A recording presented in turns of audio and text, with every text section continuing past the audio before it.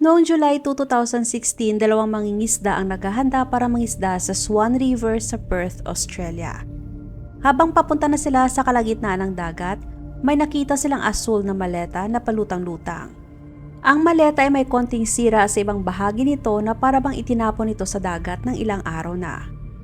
Dahil may kakaibang pakiramdam ang mga mangingisda, kaagad silang tumawag sa mga pulis para mag-report. Agad na nag-dispatch ng pulis sa lugar at sobrang nagulat sila sa nakitang laman ng maleta. Dahil ang loob nito ay may katawan ng isang tao na may maraming sugat sa ulo at mukha. Ang mukha ng biktima ay binugbog ng sobra na halos hindi na ito makilala at nasa state of decomposition na rin. Para makilala ang biktima, gumamit ang mga pulis ng advanced technology para muling buuin ang itsura. Matapos ang ilang oras ng pag-analisa at sketching, nakagawa sila ng simulated image ng isang middle-aged na Asian na babae. Sa panahon ng investigasyon, walang nakita ang mga pulis na missing persons report na tumugma sa araw na nakita ang biktima. Kaya bilang resulta, nag-issued ang pulis ng public notice na umaapila sa komunidad para sa impormasyon o tumulong sa pagtukoy sa biktima. Maliban sa katawan ng biktima, nakakita din ang mga pulis ng mabigat na ceramic tiles sa loob ng maleta para mas mabigat ito pag nasa tubig. Ngunit sa kasamaang palad, sa kabila ng masusing pagsusuri ay hindi pa rin nila matukoy ang pinanggalingan o pinagmula ng ceramic tiles. Nakatanggap ng maraming tawag ang mga pulis at humingi na rin sila ng tulong mula sa mga ahensya ng pulis sa buong Asya para hanapin ang kamatch na DNA. Sa kabila ng walang humpay na pagsisikap ng mga investigation team, wala pa rin nangyayari. Kumalat na din sa Chinese community ang tungkol sa nakitang maleta dahil inilabas nga sa publiko na ang biktima ay isang Asian at mukha itong Chinese. Kaya ang haka-haka ng mga tao na maaaring nakapag-asawa ang babae ng lokal sa Australia o di naman kaya wala itong papel at hindi legal ang kanyang pagtira sa bansa. Halos nawala na ng pag-asa ang mga investigador sa kaso, hanggang sa dumating ang unang bahagi ng September 2016. Isang dalaga na nagngangalang Tiffany Wan na nasa 27 years old ang pumunta sa police station para i-report ang nawawala niyang ina. Ang ina ni Tiffany ay si Annabelle Chen, 57 years old. Paliwanag ni Tiffany na nakaka-graduate lamang niya mula sa University of Melbourne. Bumiyahe siya papuntang Perth dahil ilang araw na niyang hindi nakakausap ang ina. Dagdag pa ni Tiffany na huli niyang nakita ang ina noong June 30. Nakuha ang atensyon ng mga pulis dahil parang tugma ito sa time frame kung kailan tatagpuan ang katawan ng babae na nasa maleta. Nakatulong ang impormasyong nakuha nila mula kay Tiffany kaya kaagad silang nagsagawa ng DNA testing.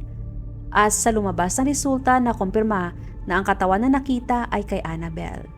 Ang kasunod na ginawa ng mga pulis ay alamin kung sino at hanapin ang pumatay. Noong pinaalam kay Tiffany na katawan ni Annabelle ang nakita, kaagad siyang umiyak ng malakas at halos magwala ang dalaga. Si Annabelle ay isang mayaman na artist. Fluent din siya sa Malay, Mandarin at Cantonese. Pagkatapos niyang makipag-divorce sa dati niyang mister na si Aping Ban na isa ring mayaman at kilalang negosyante sa Singapore, nagdesisyon si Annabelle na lumipas sa Australia para mag-umpisa ng panibagong buhay. Katunayan ay nakuha pa ang atensyon ng media nung nangyari ang divorce nila noong 1999 dahil sa sobrang yaman ni Aping. Pagkatapos ng kanilang divorce, nakatanggap si Annabelle ng halos $15 million. Taong 2000, lumipas si Annabelle kasama ni Tiffany sa Australia kung saan ay umaasa siyang makahanap ng kapayapaan at muling mabuo ang kanyang buhay pagkatapos ng kanilang divorce. In-enjoy ni Annabelle ang buhay ng malaya mula sa kanyang dating mister. Bumili siya ng malaking bahay sa Mosman Park sa Australia. Kaya bata pa lang si Tiffany ay namulat na siya sa karangyaan. Taong 2011, nagdesisyon si Tiffany na lumipat sa Melbourne para mag-aral at para maranasan din niya na mabuhay na mag-isa at malayo sa ina. Si Annabelle ay napaka-introvert at pribadong tao. Madalas siyang bumisita sa mga temple. Kahit ang kanyang bahay ay madalas na nakasara ang mga kortina. Araw-araw ay nakikita siyang lumalabas sa kanilang bahay pero hindi siya nakikipag-usap sa mga kapitbahay. Yun din siguro ang rason kung bakit halos walang may nakakaalam na pinatay na pala siya. Matapos ma-identify ang biktima, kaagad na kunestyon ng mga pulis si Tiffany. Mabait si Tiffany pero sobra siyang naapektuhan nung nag-divorce ang kanyang mga magulang. Dahil pagkatapos ng divorce, hinimok ni Annabelle si Tiffany na putulin ang kanyang ugnayan kay Apping. Pero dahil mahal ni Tiffany ang ama, pasekreto pa rin niyang kinokontak ang ama nang walang nakakaalam. June 2016, nalalapit na ang kanyang graduation, kaya umaasa si Tiffany na dumalo pareho ang kanyang mga magulang at ang dalawang half-sisters niya. Pero dahil sa takot sa ina, hindi masabi ni Tiffany na gusto din niyang dumalo ang kanyang ama. Dahil alam niya kung gaano kagalit si Annabelle kay Apping. Kaya nagdesisyon na lamang siya na imbitahan ang ama at mga kapatid nang hindi nagpapaalam sa ina. Baka sakaling magiging maayos din naman ang kalalabasan. Nag-iba ang simoy ng hangin nung dumating na si Apping kasama ang dalawa pa niyang mga anak sa bahay ni Annabelle. Nagalit din siya kay Tiffany dahil hindi niya akalaing patuloy pa rin pala ito sa pakikipag-usap sa ama. At inimbitahan pa niya na dumalo sa kanyang graduation. Kaya nagkaroon ng mainit na argumento sa pagitan nilang tatlo. Pagkatapos ng kanilang pagtatalo noong June 30, 2016, yun ang huling oras na nakita ni Tiffany ang ina. Umalis si Annabelle sa kanilang bahay na may dalang maleta na sinamahan ng isang Asian din na lalaki na hindi kilala ni Tiffany. Noong nakaalis ng ina, nakatanggap si Tiffany ng mensahe mula kay Annabelle na nagsasabing hindi siya dadalo sa kanyang graduation dahil nakapagdesisyon na siya na bumiyahe sa buong Australia bago pumunta sa Switzerland para magliwaliw. Dumating ang August 4, 2016, ang araw ng graduation ni Tiffany. Dumalo sa graduation si Apping at ang dalawa niyang anak. Pero marami pa rin ang nagtataka bakit hindi nakadalo si Annabelle lalo na sa mga taong walang alam sa mga nangyayari sa kanilang pamilya. Ang hindi nila alam na sa mga oras na yon, nasa morgue na pala si Annabelle. Tahimik lamang na nakikinig ang mga investigador sa statement ni Tiffany mula simula hanggang huli. Pero may napansin sila na hindi pagkakapare-pareho sa kanyang mga kwento. Pagkatapos ni Tiffany, kumuha din ang mga pulis ng testimonya ng pangalawang tao at yon ay si Apping. Pero tumugma at halos pareho ang mga naging statement ng mag-ama, kaya hinala ng mga pulis, maaaring ang main suspect ay ang mag-ama. Sa pagsasagawa ng mga investigador ng mas malalim na pagsisiyasat, nakita nila na may mga irregularidad sa bank transaction records ni Tiffany. Dahil ilang sandali matapos ng pagpatay kay Annabelle, nag-transfer siya ng malaking halaga ng pera sa account ng kanyang ama. Dagdag pa doon, may nakita din ng mga bakas ng dugo ni Annabelle sa loob ng kanyang bahay, na nasa headboard ng kanyang kama, sa screen ng TV at sa pader ng kwarto ni Tiffany. Napansin din nila na bagong palit ang mattress ng kama ni Tiffany. Kasunod noon, may nakita din silang salamin na kapareho ng salamin na gamit ni Apping na natagpuan sa Swan River. At ang ceramic tiles na nakita sa loob ng maleta na isinama sa katawan ni Annabelle ay tumugma din sa tiles ng banyo ni Annabelle. Ayon sa statement ni Tiffany at Apping, huli nilang nakita si Annabelle noong June 30. Pero nakita ng mga mangingisda ang maleta noong July 2. Sa mga detalyeng yon, naisip ng mga pulis na si Annabelle ay maaring pinatay noong June 30. Huling bahagi ng September 2016, nagdesisyon ng mga pulis na arestuhin si Tiffany at Apping sa kasong murder. Pero sa panahon ng trial sa Supreme Court ng Australia noong August 2018, may hindi inaasahang nangyari. Dahil sa halip na ipagtanggol ang isa't isa, nagturuan na si Tiffany at Apping. Pareho nilang tinanggihan ang anumang pagkakasangkot sa pagkamatay ni Annabelle at sinisi nila ang isa't isa at naglabas ng magkaibang statement kaya naging komplikado at tumagal ang kaso. Sa panahon ng trial, nagpresenta si Tiffany ng sobrang magkaibang version ng kwento sa nauna niyang statement. Sinabi niya na pumunta sa Perth si Apping mula sa Malaysia para tulungan siyang kumbinsihin si Annabelle na dadalo sila sa kanyang graduation. Ngunit nung nagkita sila sa kanilang bahay, bigla silang nagtalo ni Apping tungkol sa pera. At sa sobrang galit ni Apping, bigla na lamang niyang hinampas ng matigas na bagay ang ulo ni Annabelle. At nasaksihan daw yon ni Tiffany. Ayon kay Tiffany, sinadya niyang pagtakpan ang ginawa ng ama sa pamamagitan ng pagsisend ng mga messages sa cellphone ng kanyang ina. Inamin din ni Tiffany na sobrang mahal at iniidolo niya ang kanyang ama. Para sa kanya, si Apping ay isang bayani at hindi niya kayang pagtaksila ng ama. At bilang anak, nag-transfer si Tiffany ng $135,000 sa kanyang ama para suportahan ito.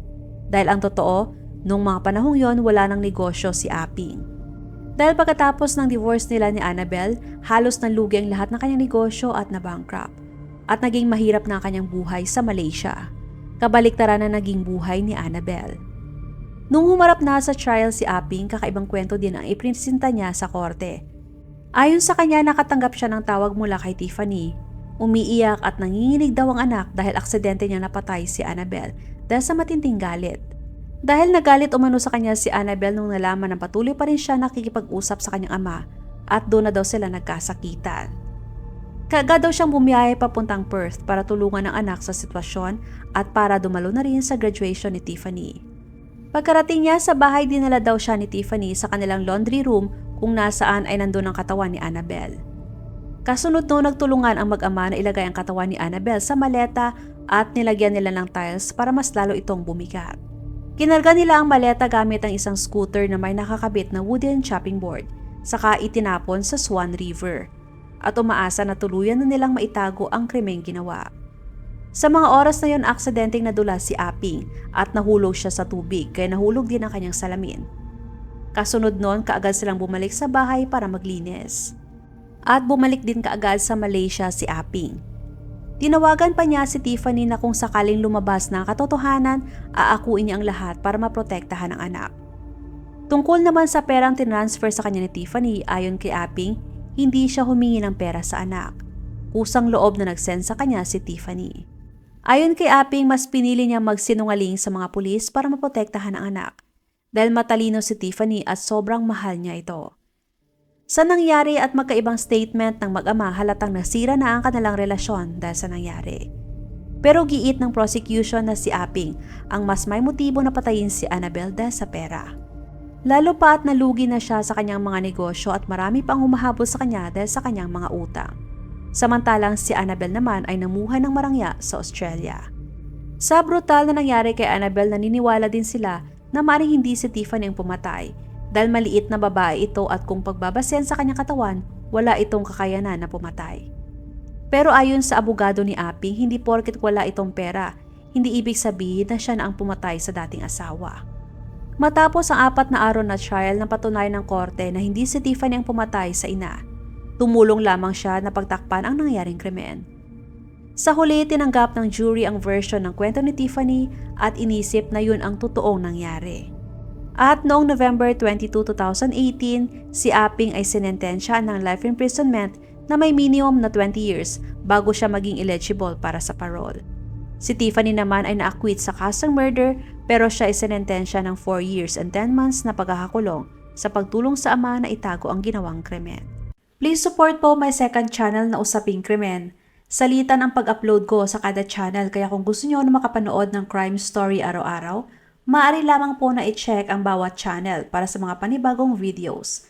Maraming salamat!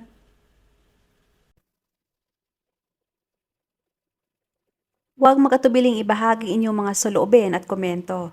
And please huwag kalimutang mag-like and subscribe sa aking channel kung hindi mo pa nagagawa. Magkita-kita tayo ulit sa aking susunod na video. Maraming salamat!